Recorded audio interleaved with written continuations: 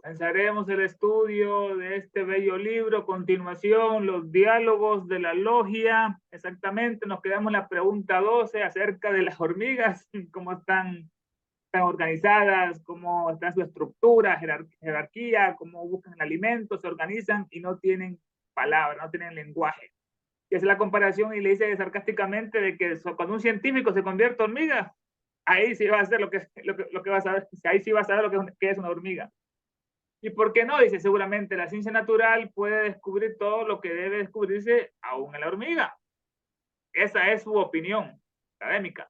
Pero para el ocultista, esa confianza está mal depositada, a pesar de los trabajos de Sir John Lubbock, gran insectólogo.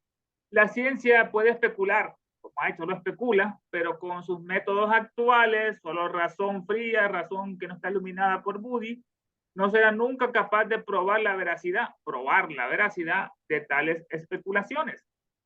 Si un científico pudiera transformarse por un momento en una hormiga y pensar como tal, y recordará su experiencia al volver a su propia esfera de conciencia humana, solamente entonces podría saber indudablemente algo sobre este interesante insecto.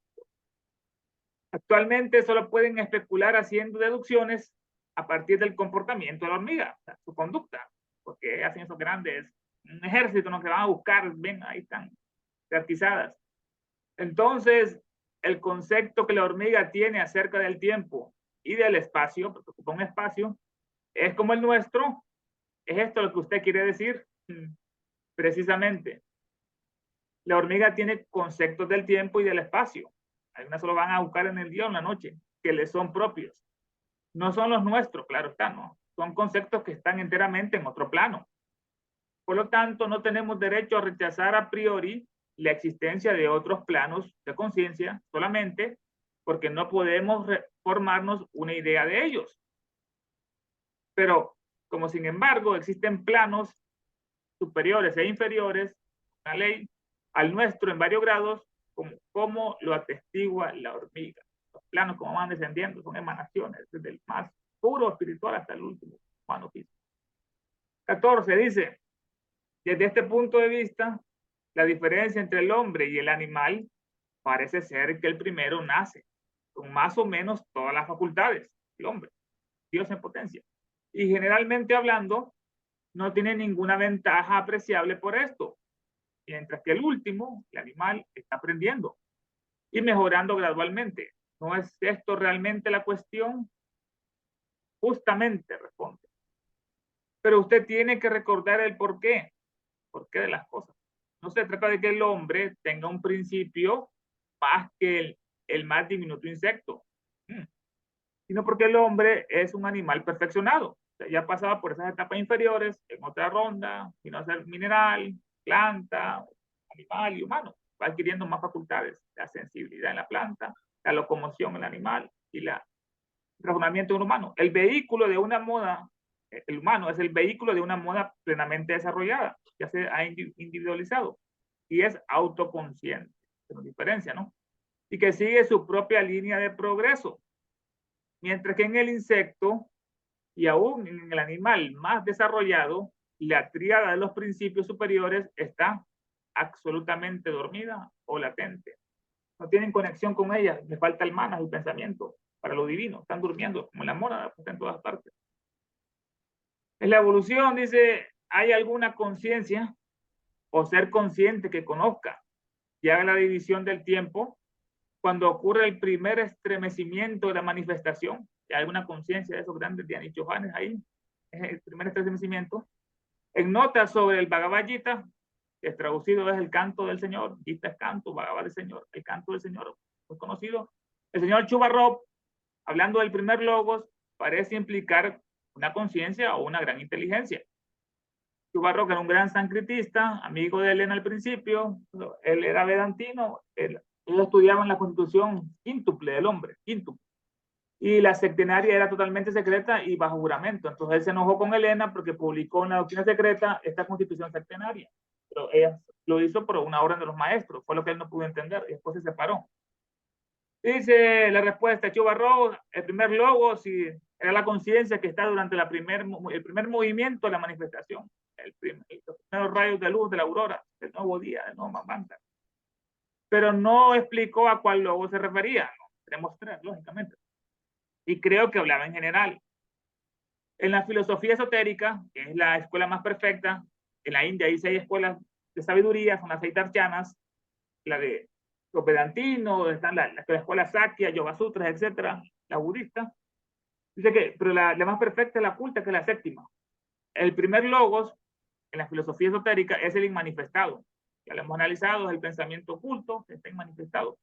Y el segundo es el manifestado, es el verbo, es la palabra que ya se expresa. Y aquí usa la palabra Isvara, como lo usa Yoga Sutras. Isvara, que es el Señor, el gran Purusha, el gran Dios, corresponde al segundo logos. La gente lo adora a él, constantemente. Y el otro es Narayana, que es el logos inmanifestado, que sería el para Brahman o la deidad para nosotros. Es el movedor de las aguas, Narayana, aparece en las estancias. Es el logos inmanifestado. Chubarrot es una baita y un vedantino erudito, o la baita, que es la no dualista. Son principios que es monista, que solamente hay uno. No hay dos, dicen. Bueno, Chubarrot es una baita y un vedantino erudito. Y explicaba desde su punto de vista, ¿no? Vedantino es esto del logos, la primera manifestación. Nosotros lo hacemos desde el nuestro, claro está, ¿no? Más profundo. En la doctrina secreta, aquello de lo cual nace el logos manifestado se traduce como el eterno Padre Madre de las estancias, ¿no? Que estaba envuelto en sus siempre invisibles vestiduras que había dormitado durante 7 eternidades, que era el espacio con los 7 planos, ¿no? Átmico, búdico, manásico, cámico, etcétera, pránico. Este logo manifestado se traduce en las estancias como el eterno Padre Madre que analizamos en la primera esloka.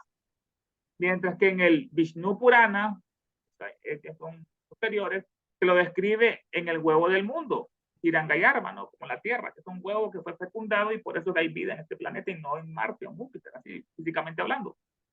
Es el huevo del mundo que lo fecunda Brahma o Vishnu y está rodeado por 7 pieles, o sea, los 7 planos, capas o zonas, si lo dicen, ¿no? Capas o zonas.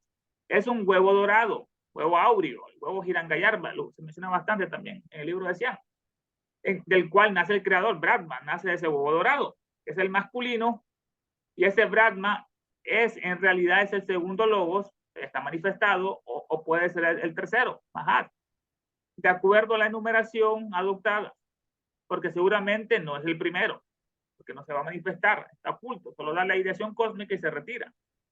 Se retira al silencio dice, y a la oscuridad, como lo dice Pitágoras con las monas. Porque seguramente no es el primero o no es el más elevado, no el segundo. El punto que está en todas partes y en ninguna. Está en todas partes como el espacio y no está en ninguna. Es como los átomos, están en todas partes. Mahat, si entramos la terminología, la gran mente universal del tercer logos.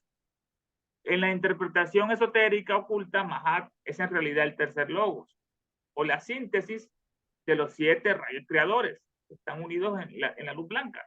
Y después se van diferenciando en los distintos colores del prisma. Mahat dice, es la síntesis de los 7 rayos creadores, los 7 logos, que es una correspondencia con los 7 planetas sagrados. De las así llamadas 7 creaciones, 7. Mahat es la tercera, el logo, porque es el alma universal e inteligente, el anima mundi, alma universal e inteligente, la ideación divina, o sea, es la mente que controla todo el universo, una mente. Es la ideación divina, tiene ideas divinas, combinando los planos ideales superiores, que son arrupa, no tienen forma, y los prototipos de todas las cosas, tanto en el mundo objetivo manifestado como en el mundo mental o subjetivo. Ahí están las semillas de todo en ese lugar. Como es el gran semillero de todas las cosas que van a surgir, ese Mahat. En la doctrina Sakya, que es otra escuela que mencionamos de las 6 de la India, la Sankhya, o la Puránica, Mahat es el primer producto de esta materia indiferenciada, que es el Pradana, así se llaman ellos. Es el primer producto de esa materia, ella tiene sustancia. En la doctrina Saika, Mahat es el producto Prajana, animado por Kachatreya, que es el Purusha, el espíritu. Es el espíritu, substancia. Es el primero más importante, que forma la materia. En la filosofía esotérica, Krishna es el nombre que se da a nuestros egos reencarnantes. Y ya están aprendiendo, pues. O sea, que es el primer producto que está animado por nuestros egos. O sea, nosotros estamos ocupando vehículos de materia, que los estamos perfeccionando, habitamos en ellos y vamos aprendiendo. Dice, es entonces la primera manifestación en nuestro universo objetivo, preguntando, la primera manifestación más alta. Es el primer principio en él, sensible o perceptible para el pensamiento divino, que es la conciencia cósmica, y no para los sentidos humanos, que son muy limitados. Pero si partimos desde lo incognoscible, hallaremos que es el tercero, la Mahat, y que corresponde a Manas, o más bien al Budi iluminando a Manas, la luz. Es la referencia que hacía con lo superior con lo inferior. Budi Manas. Bueno, dice, entonces, el primer logos está representado por el primer punto dentro del círculo. Ya vamos al libro de Doctrina Secreta, primero hay un círculo blanco, un fondo oscuro, después en la siguiente página está lo mismo, pero con un punto en el centro. Y ya comienza la diferenciación. Resulta si es el primer logo, representado ese punto, dentro de ese círculo misterioso, que es lo único que nosotros podemos comprender, círculo blanco, que la mayoría es oscuridad para nuestra ignorancia. El punto dentro del círculo que no tiene límites y es eterno ese punto y que no tiene ni nombre ni atributo, el punto, nombre. Es el primer logo sin manifestado, estaba oculto. Es simultáneo con la línea trazada sobre el diámetro del círculo. Punto, pues vino el diámetro. Y hay dos, hay espíritu arriba y materia abajo. Es simultáneo con la línea trazada sobre el diámetro del círculo. La primera línea o diámetro representa el Padre Madre. De él procede el segundo logo, del espacio. Tiene el segundo, Padre Madre, quien contiene en sí mismo la tercera palabra manifestada. El tercer logo contiene en sí mismo y la tercera. Este es un proceso en que todo es uno, pero se va diferenciando. El uno hace el dos y después viene el tercero. Uno es espíritu, otro es materia y el hijo es el universo que se une cuando se unen los dos primeros. En los Puranas, que son libros sagrados de Oriente,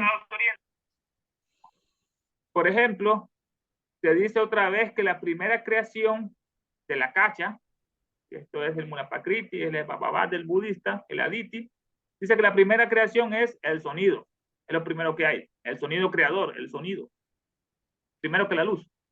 Y en este caso, sonido significa palabra. Oímos otra interpretación de universo, es un solo verso, que el que lo pronuncia es capaz de formar otro universo, un solo verso, universo. Dice, en este caso... La palabra es el verbo. Exactamente, el verbo, la palabra creadora.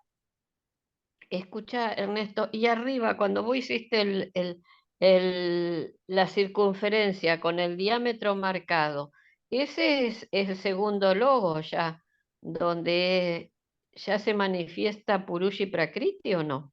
Exactamente, que el Puruya va arriba, el espíritu, y abajo va la materia, el Prakriti. Bueno, gracias. Dale. Estamos en la casa, que es el Aditi, que es el Esbababad, es el sonido poderoso que engendra todas las formas.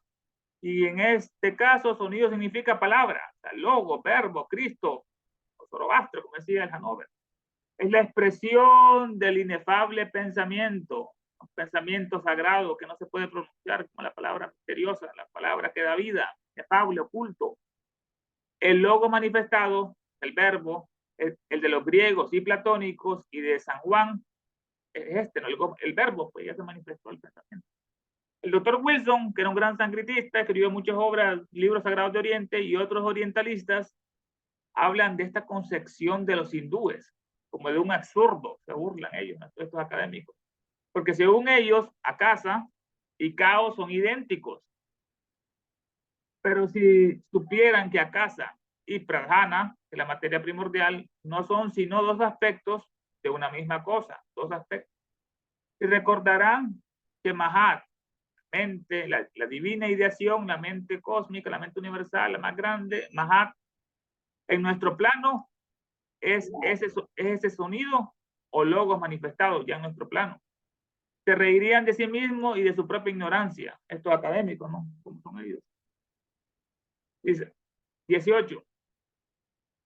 Con referencia al próximo párrafo, ¿Cuál es la conciencia que toma conocimiento del tiempo? ¿Qué conciencia es esa?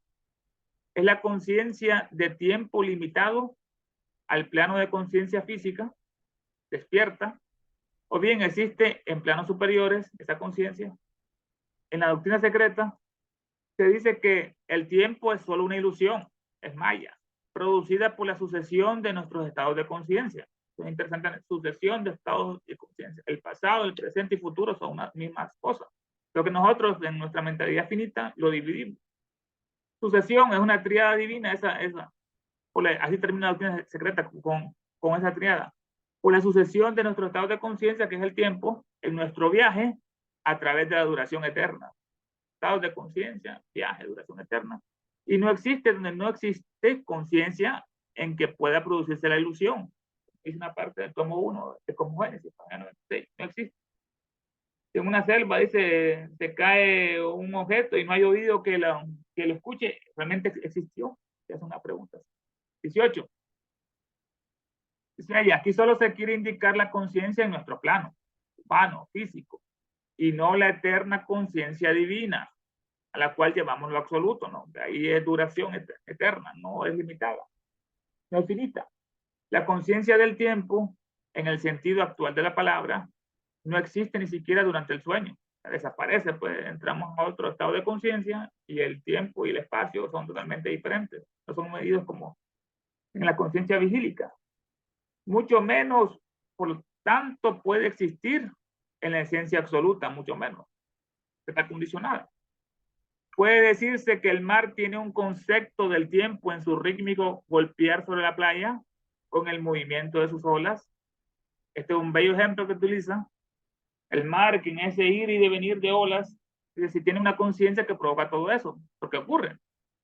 O en el movimiento rítmico de sus olas. No se puede decir que lo absoluto tenga conciencia, tal como la conocemos. O al menos una conciencia tal como la que tenemos aquí, humana. No tiene conciencia, ni deseo, ni voluntad, ni pensamiento, porque son atributos. Porque es pensamiento absoluto, todo está ahí. Es absoluto deseo, absoluta conciencia, absoluta voluntad. Es un todo, entre itálicas, absoluto. Que todo es el plenum, verdadero, el plenum de todas las cosas. Dice, es aquello al cual nos referimos como seidá. Aquí sí está traducido seidá correctamente, no como en otros libros que están con seriedad, que se escucha mal, o sat, pero sin dudas. Dice, bueno, es aquello al cual nos referimos como seidá o sat, o para Bradman. Nuestros amables críticos han encontrado muy divertida la palabra seidá. Está en inglés, ¿no? Vines. Aquí el original fue la doctrina vines. Sí, es ser, vines. Es una disinencia que es totalidad. Dice, bueno, que los académicos se han reído de la propuesta que ya entró con la seidá, vines, pero no hay otro modo de traducir la palabra sánscrita sat. Para los occidentales debe ser un dios, forma humana, un anciano, un viejo, sentado en un trono, tiene a Jesús al lado y al diablo al otro. Son conceptos infantiles antropomórficos estos. Bueno, este concepto sat, vines, no es existencia, porque quieres estar fuera de, tiene una está fuera de la realidad, la existencia, es la manifestación. No es existencia, porque existencia puede aplicarse solamente a los fenómenos, no a los noúmenos, a los fenómenos externos en el espacio, nunca a los orígenes, a los noúmenos. La misma etimología del término en latín, a la filología, que contradice dicha aserción, pues ex significa desde o fuera de, o sea, exterior, externo, está fuera de. Y sistere es estar, existencia, estar fuera. O sea, lo dice la filología, ¿no? Estar fuera es existir. Por lo tanto, sabemos que la existencia, la verdadera, está dentro, por lo tanto, no está fuera. Por lo tanto, se trata de algo que parece estar allí, entre comillas, donde no estaba antes. Existencia, ¿no? Además, la palabra existencia implica algo que tiene un comienzo y por ende tiene un fin. Y por ende es mayámico. No es duradero, no es imperecedero, no es eterno, no es infinito. ¿Cómo entonces se puede aplicar el término a aquello que siempre fue, del cual no puede decirse que surgiera de alguna otra cosa, que es la fuente de todas las cosas? Esa seidad. No puede ser fuente de otro. Dice, bueno, es el hebreo Jehová, era yo soy. Estaba contaminado así como está toda América y Europa con el pensamiento de los judíos, ¿no? Hablando desde Jehová. Yo soy. Y también lo era Hormuz, esto es de los persas, los caldeos, Hormuz. Ahura Mazda, el gran dios, Zoroastro. Y el otro era Airán. Y también él era Hormuz, el Ahura Mazda de los antiguos mazdeístas. Estos eran los filósofos del fuego, la religión. En este sentido, todo hombre, así como todo Dios, puede alardear de su existencia diciendo, yo soy lo que soy. La traducción es esa palabra, Jehová, según le dice Moisés, dime tu nombre, que no sé cómo pronunciarte. Le dice, yo soy el que soy. Que son 4 letras en hebreo, que no tienen vocales, que es el tetragramaton, H, B, H, C, H, por ahí va.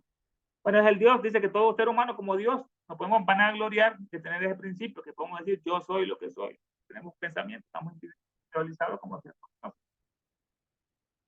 Pero dice, seguramente Seidá, Vines, tiene alguna relación con la palabra ser. O sea, be, en inglés es ser, estar. En inglés be, ¿de dónde viene? Es de donde viene Vines, Vines. Sí. Pero Seidá, vemos a Vines, no es el ser, es being, porque es igualmente no ser. O sea, tienen los dos acoplados, como la conciencia y la inconsciencia, que están unidos. Vines. Es igualmente ser y no ser, como decía, to be o no to be. Nosotros no podemos concebirlo. Como que una hormiga trate de comprendernos a nosotros, tiene la capacidad mental. Porque nuestro intelecto es muy limitado y nuestro lenguaje es aún más limitado todavía, el lenguaje. Y condicionado que nuestra mente. El lenguaje limitado y condicionado que nuestra mente. Por lo tanto, ¿cómo podemos expresar aquello que solamente puede concebirse por medio de una serie de negativas? De principios negativos, como dice Ensof, no ser, no cosa. Un alemán, vamos al tema de los idiomas, podría expresarlo más fácilmente con la palabra sein, que es ser, sein, Dasein, el ser, Dasein, que es el ser, siendo sei un infinitivo. Podría ser un equivalente muy bueno para Vines. El lenguaje alemán es más perfecto que el inglés, eso está claro. El alemán tiene una mezcla de sánscrito y lenguajes indoeuropeas y por ende es más idóneo, no como las lenguas occidentales. Este último término, bueno, porque nosotros se deriva del latín y el latín era una lengua de gente guerrera, gente sangrienta, no eran gente culturalmente elevada, los romanos. Dice, bueno, Vines, este último término tal vez suene absurdo a los desacostumbrados oídos ingleses. Ya pasamos al inglés. Pero Dasein, en alemán, da, el ser, es un término y una idea perfectamente familiares a un alemán. Pero estamos hablando de conciencia en espacio y tiempo, en la manifestación, espacio y tiempo. Dice, esta conciencia es finita, teniendo principio y fin. Tiene las dos cosas, la manifestación. Pero, ¿cuál es la palabra para una conciencia finita? Tal que, debido a la ilusión a Maya, se crea a sí misma infinita. Está engañada, pues, que supuestamente es eterno. Ni siquiera el que está en el Devachan, gozando, es consciente del tiempo, tal como nosotros lo entendemos. Todo está presente en el Devachan. Es un eterno presente, que es lo único que existe. El aquí y el ahora, eterno presente. No hay pasado. De otro modo, el ego lo recordaría y lo lamentaría, todo lo que tuvo anteriormente.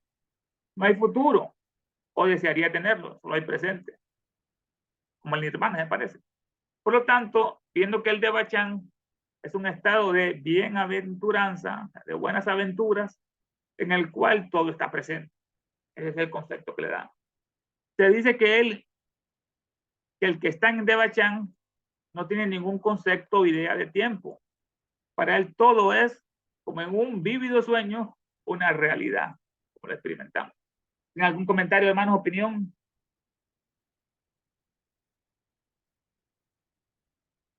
Bueno, seguimos. Yo no. Dale, dale. Ok. Dice, pero podemos soñar el tiempo de una vida en medio segundo. El tiempo de una vida en medio segundo, soñamos. Ahí son los sueños. Siendo conscientes de una sucesión de estados de conciencia. de eventos que se suceden uno tras otro. Dice, solo después del sueño. Mientras se sueña, no existe tal conciencia. No se disfrutaría, es una sucesión. No podríamos comparar la reconstrucción de un sueño con una persona dando la descripción de un cuadro, la pintura, esta comparación, ¿no? El sueño y cuadro. Imágenes mentales. Y que deben mencionar todas las partes y los detalles con palabras, no es imagen, porque no puede presentar al todo delante del ojo de la mente de quien lo escucha, que por ejemplo la pintura, la está describiendo. Dice ella, esta es una analogía muy buena, ¿no? Vemos las limitaciones del lenguaje para escribir una simple imagen. De un árbol, las hojas, se cae de repente una, la contextura, todo eso está en una imagen. Dice que, bueno, aquí terminó la reunión de esto y ahora va a comenzar, dice ahora, la estancia primera a continuación. Para que esta es la siguiente reunión que tenían, que se reunían semanalmente. Dice, Espera, Ernesto, espera. dale. Una cosa vieja te voy a preguntar. ¿Cómo eran los ají? No me hagas toda la explicación, pero ¿los ají qué eran? ¿Los padres o los hijos? No, eran los Diane y Johannes, son los Ah, primeros. los Dian y Chohan. Sí, Ya está, ya me acordé, porque por ahí se me vuelan. Los Dian Chohan, claro, gracias. son los primeros que despiertan con Mahat, que comienzan la obra. Son las leyes que se van a infundir. Son los arcángeles del cristianismo, los grandes dioses, los grandes devas, los Diane y Johannes. Dice, Los bueno, señores del mundo, junto con el Sanat Kumara, ¿o no? más o menos, sí, pero estamos en grandes, estos son cósmicos, como está despertando la manifestación, y hasta después viene la Tierra. Ah, bueno. Dice, es el cosmos, se despiertan, son como los nervios, las neuronas que salen del sistema nervioso para formar el cuerpo, el universo. Dice, estancia 1, reunión realizada en Landstone Street, número 17, Londres, el 17 de enero de 1889, un año después se publicó la doctrina, con la presidencia de ese señor T.B. Harbotley. Vamos a la estancia tercera. Ya terminamos la primera, dedicado al espacio, el primer logo femenino, que es el contenedor de todas las cosas, el espacio, que siempre estaba durmiendo, siempre invisibles planos o vestiduras. Había dormitado durante 7 eternidades. Ya pasamos a la segunda loca, que era tiempo, espacio, viene tiempo, y el tercero es la mente. Vamos a entrar más. Está dedicada a toda la mente universal. Dice la loca tercera, o sea, hubo espacio, tiempo, pues vino la mente. La mente universal no existía, pues no había Anji, seres celestiales, ya han hecho Johannes, para contenerla y por tanto para manifestarla.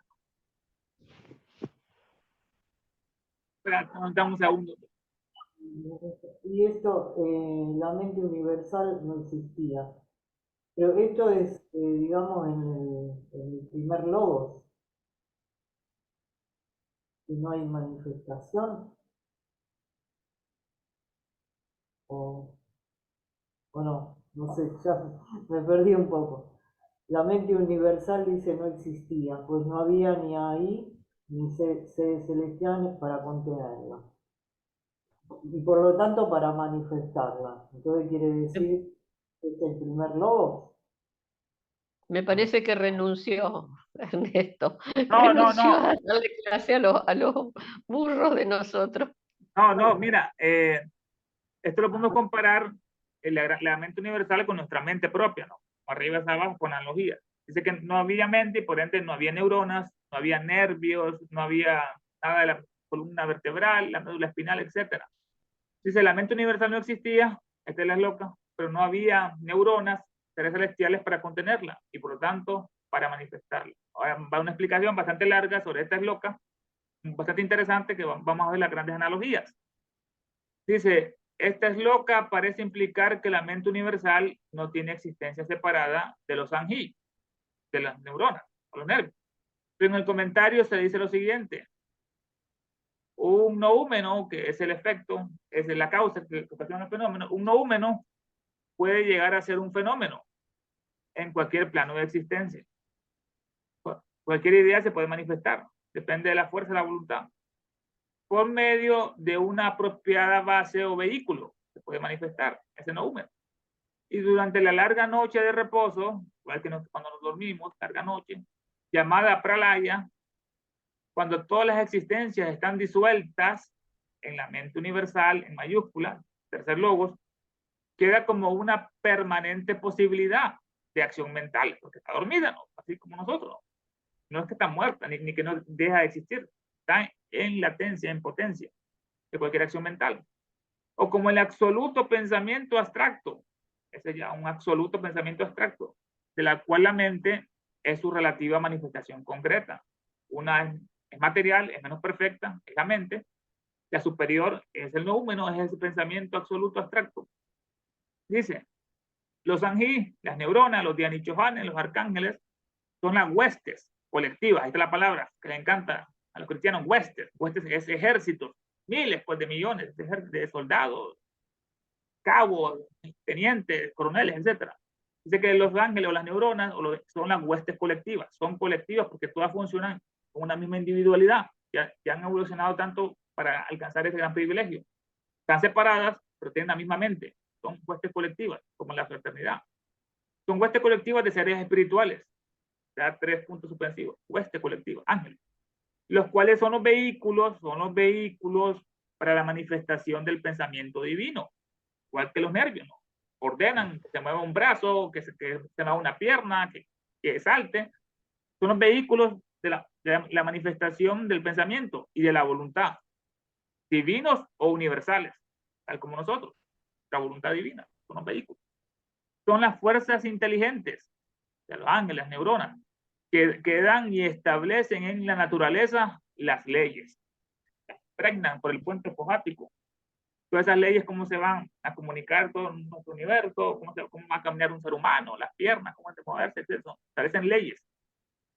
Y donde está la electricidad envuelta en todo.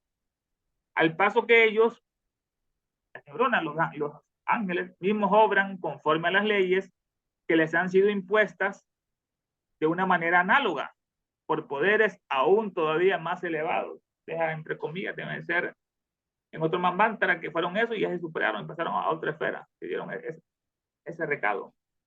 Esta jerarquía de seres espirituales, de estas neuronas, por cuyo medio la mente universal o nuestra mente se pone en acción. Como la mente se pone en acción con el cuerpo, entre nervios, neuronas que son en axones, dendritas, y hay potencial eléctrico entre ellos, se comunican por sinapsis. Esto se asemeja a un ejército, claro está, ¿no? De ángeles.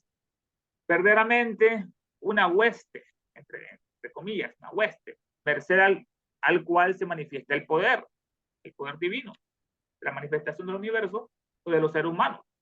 Esto está en el tomo 1, en la página 97. El comentario sugiere que las neuronas, los anji, no son ellos mismos la mente universal, forman parte de ellos, no lo son, forman parte, sino solamente son el vehículo para su manifestación. La tremenda explicación. Dice, el significado de esta esloca, de este versículo, creo es muy claro. Quiere decir que como no hay mentes finitas humanas diferenciadas durante el pralaya, diferenciadas, finitas, es como si no hubiera mente en absoluto, porque no hay nada para contenerla o percibirla. Están durmiendo. No hay nada que reciba y refleje la ideación de la mente absoluta. No hay nada que lo reciba y refleje esa ideación de la mente absoluta. Por lo tanto, ella no está, entre comillas, está en potencia. Fuera del absoluto e inmutable sat, seidad. Todo es necesariamente finito y condicionado, pues tiene un comienzo y por ende un fin. Esta es una categoría que le da todo lo que está fuera del absoluto, ¿no? Que es todo lo que nosotros conocemos. Todo está finito, tiene límites, comienzo y fin, reencarnación, tiempo, espacio, exactamente. Todo está fuera del absoluto. En consecuencia, puesto que no estaban las neuronas, los ángeles, no había mente universal como manifestación. Estaba dormida, no estaba en lo manifestado. Ha de hacerse una distinción entre la mente absoluta, la mente total, que está siempre presente, y su manifestación de esa mente absoluta y su reflejo en estas neuronas, estos ángeles, en estos anginos. Son lo mismo, ¿no? Ellos que la mente, el cerebro. Son partes, son cordones y reflejo en los anginos.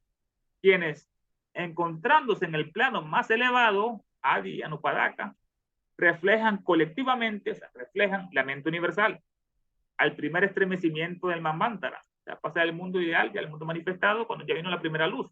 La aurora, se está levantando el universo, igual que nosotros, en la mañana.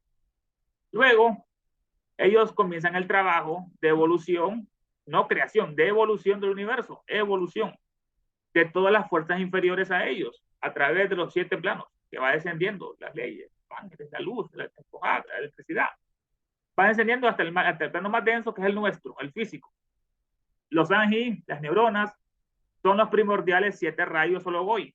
Es la configuración que le dan 7 rayos Ologoi, que cada uno representa un planeta sagrado, un sonido sagrado, un color sagrado. Dice, los Anji son los primordiales 7 rayos Ologoi, que son emanados del primer logos. Triple, y sin embargo uno en su esencia, que es el uno que se va diferenciando en 2 y puede en tercero, en los distintos tiempos de la duración. Son 7 rayos, 7 logoi, así le manifiestan. Entonces dice, son nuestros 7 chakras en nuestro cuerpo. Entonces los Anji, las neuronas y la mente universal son necesariamente complementarios los unos a los otros. Claro que está, ¿no? Si no hay nervios, no hay funcionamiento, si no hay encéfalos, los nervios no funcionan, se complementan, se ayudan. De ningún modo, dice, la mente universal, ya pasó otra cosa, o absoluta, siempre es durante el pralaya. Así como el Manvantara, siempre. La absoluta y la total, siempre es inmutable, o sea, no puede cambiar. La neurona, los Anji, son los dhyanis más elevados. Las células más perfectas son las neuronas, las más especializadas. Por ende, han perdido su capacidad de reproducción. Los Anji son los dhyanis más elevados. Son los logoi, como se acaba de decir. Aquellos que comienzan la evolución descendente de la emanación o la emanación. Durante el pralaya no hay Anji, no hay neuronas, porque ellos vienen a la existencia, a existir fuera de, solo con la primera radiación de la mente universal, cuando viene la luz del logo, la Daivipakriti.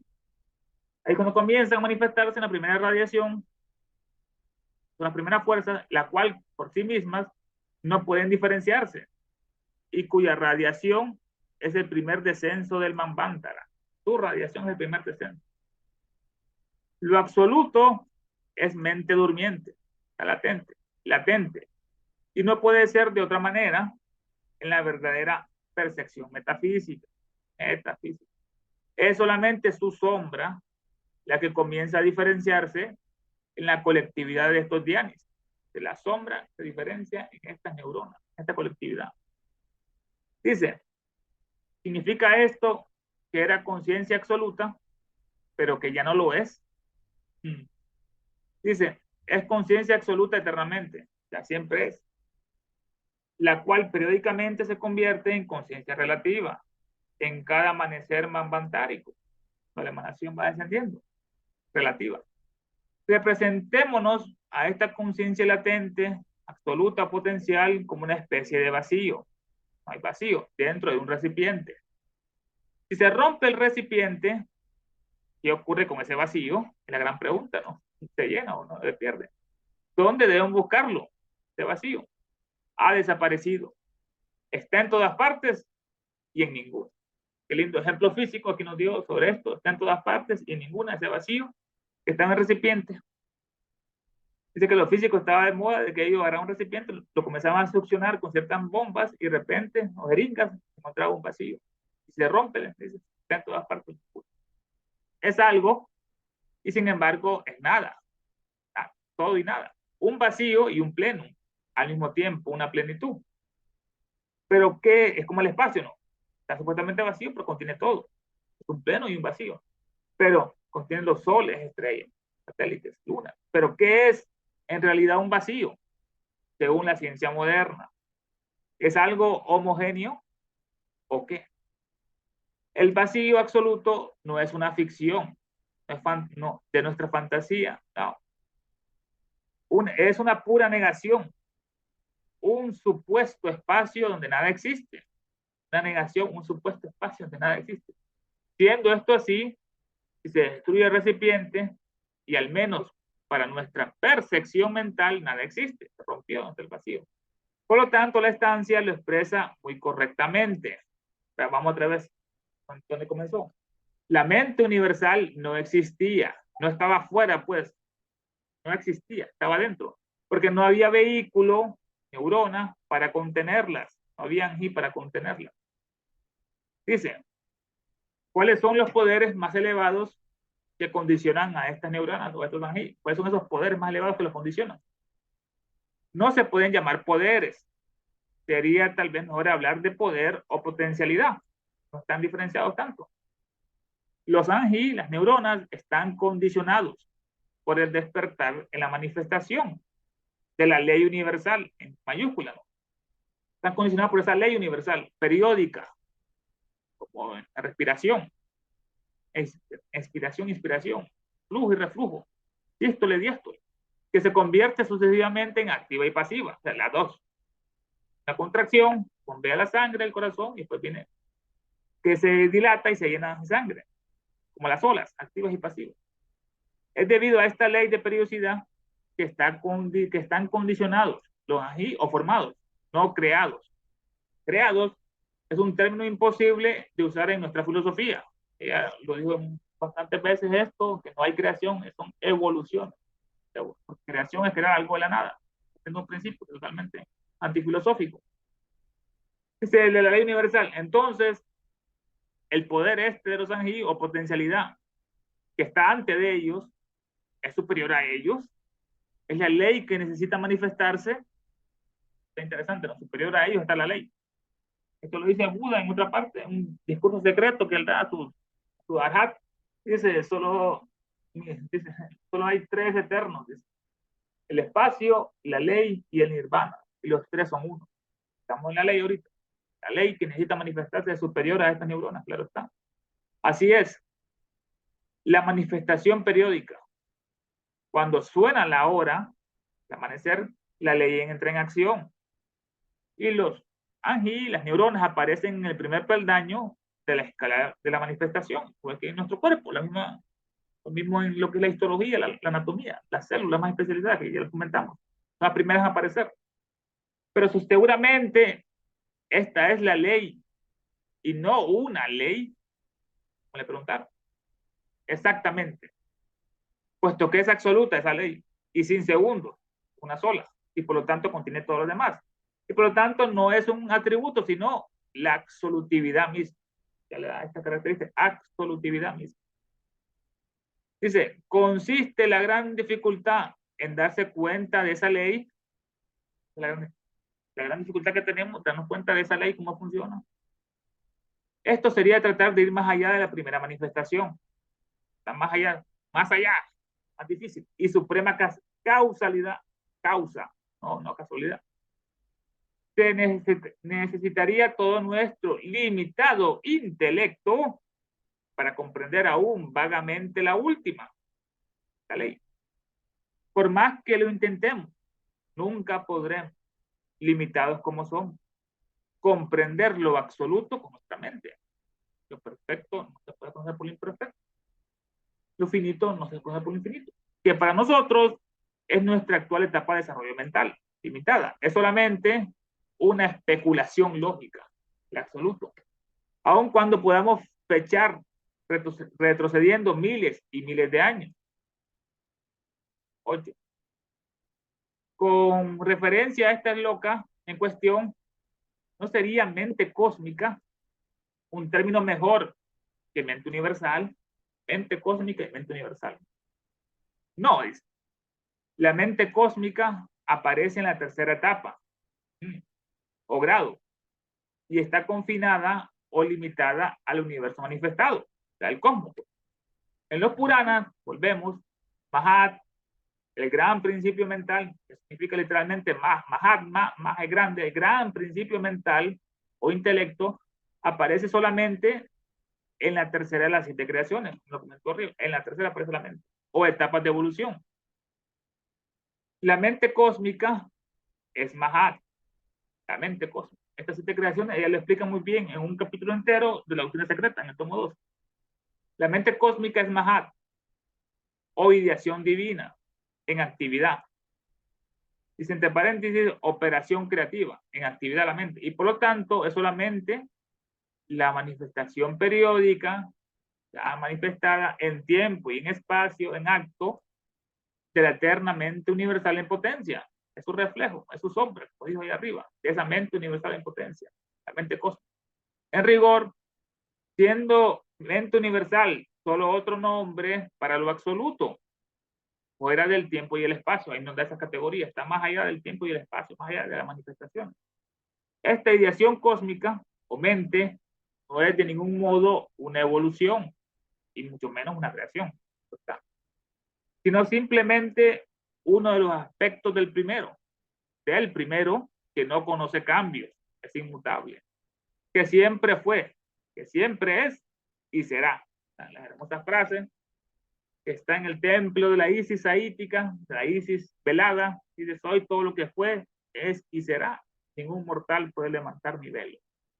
Otra parte, son también sinónimos de los registros acásicos. Está todo, ya está todo ahí manifestado. Y ella entró varias veces en esos registros para hacer estas obras. Así, lo que en ciertos libros que miraba ahí, miraba un número, tal vez el 24, y él escribía 24, pero como es un plano invertido, era el 42.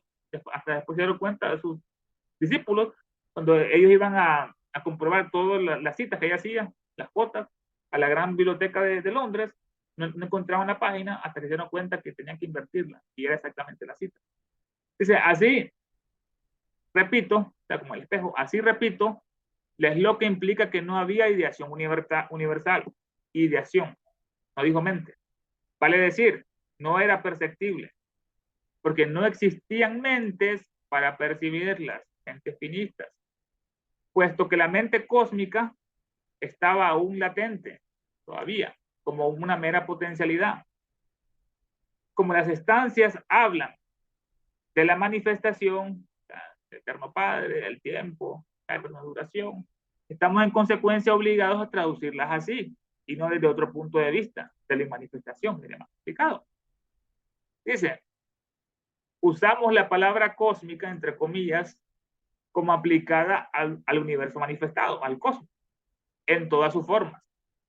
La esloca aparentemente no se refiere a esto, sino a la primera conciencia absoluta o no conciencia, a la seidad, pues, la primera conciencia absoluta o no conciencia, solamente universal. Y parece implicar que la conciencia absoluta no podía ser la mente universal. Ciencia absoluta, otra cosa es mente universal, porque esta no estaba expresada, o sea, no estaba despierta, no estaba manifestada, o no podía hacerlo. En consecuencia, no había ninguna expresión para ella, pero podría objetarse que no había modo de expresarla, manifestarla, sin embargo, estaba allí. Podemos decir que al igual que Sat, estaba y no estaba, ser y no ser. Ello no ayudaría a la interpretación.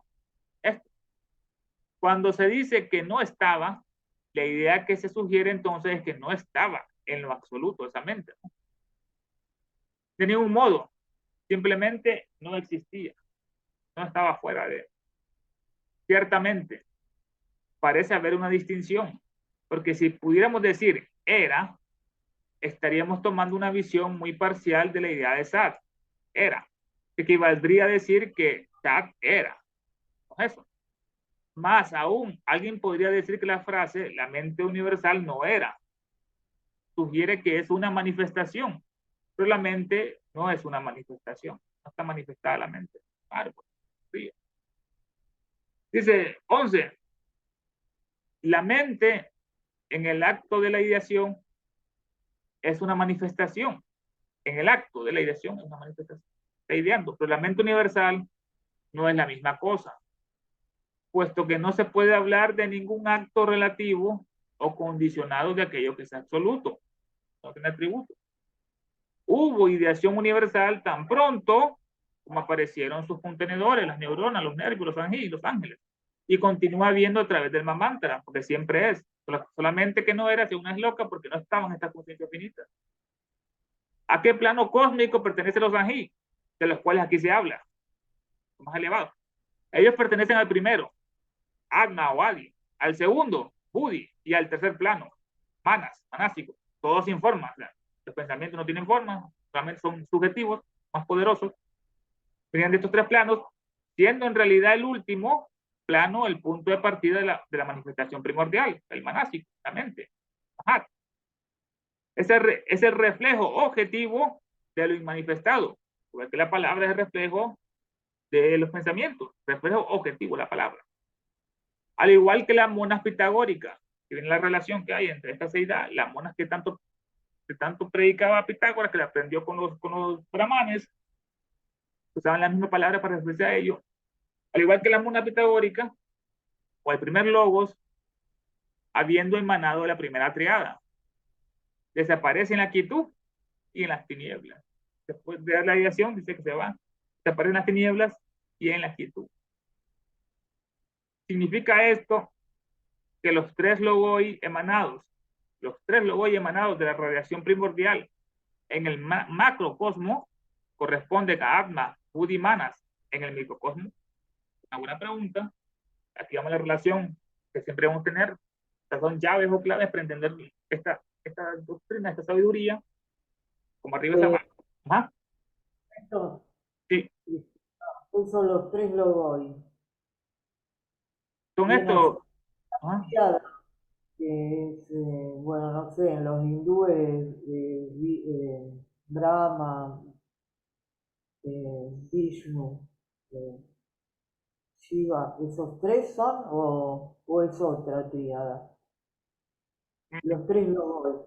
No, sí, es la misma manifestación que la Trimurti, en este caso, que acabas de mencionar. Son las tres logos, el creador, el destructor y el conservador.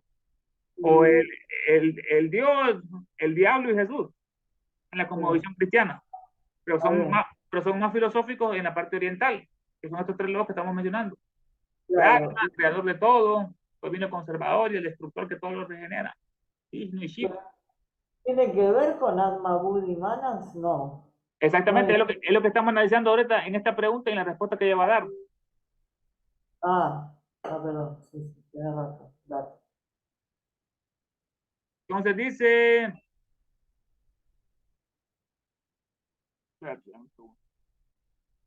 dice, significa esto que los tres logoi emanados de la radiación primordial en el macrocosmos, en el gran cosmos, corresponden a nuestro Atma, Buddhi, Manas en el microcosmos, esos tres logos.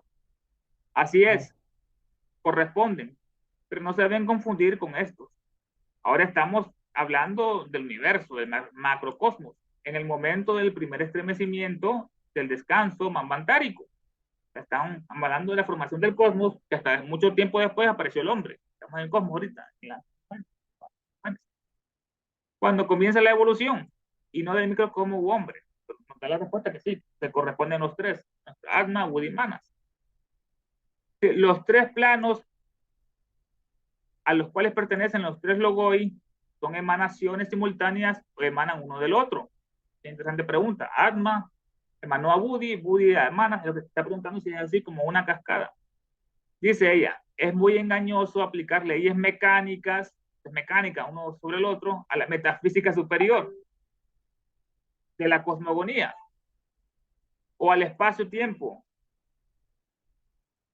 Dicen, no vamos a aplicar esto a la gran metafísica, la cosmogonía, como hicieron el cosmos, o al espacio-tiempo, como los conocemos ahora. Porque entonces no existía ninguno de los dos. No había ni espacio ni tiempo. La reflexión de esta triada en tiempo y en espacio, o en el universo objetivo, viene después. Esta reflexión. Esta triada en tiempo y espacio viene después. Las neuronas, los ángeles, han sido hombres en un premio Manvantara o lo serán. Una pregunta, ¿no? Estos ángeles superiores fueron hombres antes. Toda criatura viviente, cualquiera que sea su descripción, fue, es o será un ser humano en uno u otro Manvantara. Tienen que pasar obligatoriamente por la etapa humana para adquirir este tipo de experiencia. Pero permanecen ellos en este Manvantara en el mismo altísimo plano durante el periodo total del ciclo de vida. Si no evolucionan, si se quedan ahí. Si usted con ciclo de vida se refiere a una duración del tiempo, que se extiende por un número de más de 15 cifras, la cifra que ya dan, entonces mi respuesta es decididamente no. Las neuronas, los ángeles, los ángeles, pasan por todos los planos, comenzando a manifestarse en el tercero, en el manásico. Pasan por todos los planos ellos. Como todas las otras jerarquías, en el plano más elevado son sin forma, no tienen forma, no tienen rupa, son arrupa, es decir, sin forma. No tienen cuerpo, son incorpóreos, como los pensamientos, y no tienen ninguna sustancia. Son meros alientos, como dicen, el aliento. Estaba un cuerpo, el aliento ocupaba esto, el hálito. En el segundo plano, en Buddhi, recién se aproximan a las formas, a los rupas. Y en el tercero, se convierten en hijos de la mente, Manasaputra, que quiere decir eso literalmente, hijos de la mente. Aquellos que encarnaron en los hombres para completarlos en la tercera raza, en los lemures. Ya se unió el puente, de Agma Buddhi, ya tenían la razón, comenzaron a tener pensamientos y palabras. En cada plano que ellos alcanzan, son llamados con diferentes nombres. Hay una continua diferenciación de su sustancia homogénea. Como va descendiendo, se van diferenciando. La llamamos sustancia, aunque en realidad no es ninguna sustancia, no es materia que podamos concebir. Más tarde se transformarán en rupas o en formas etéreas. O sea, hermanos, ¿qué les ha parecido? ¿Tengan comentarios, opiniones acerca del estudio de esta noche? Ahora, ¿y los Manasaputras, estos de dónde vienen? Se convierten en Manataputra ellos cuando ya entran en el tercer plano, pero son los mismos que estaban en primero, descendieron al segundo, a Buddhi, y ya entraron en el tercero y se formaron como hijos de la mente. Y después encarnaron en los hombres hace 18 millones de años. Ahora sí, ahora sí. Okay. No sé si Emil se está por ahí. Estoy. Oh, Ok. Pregunta, comentario, Emil. No, no, gracias.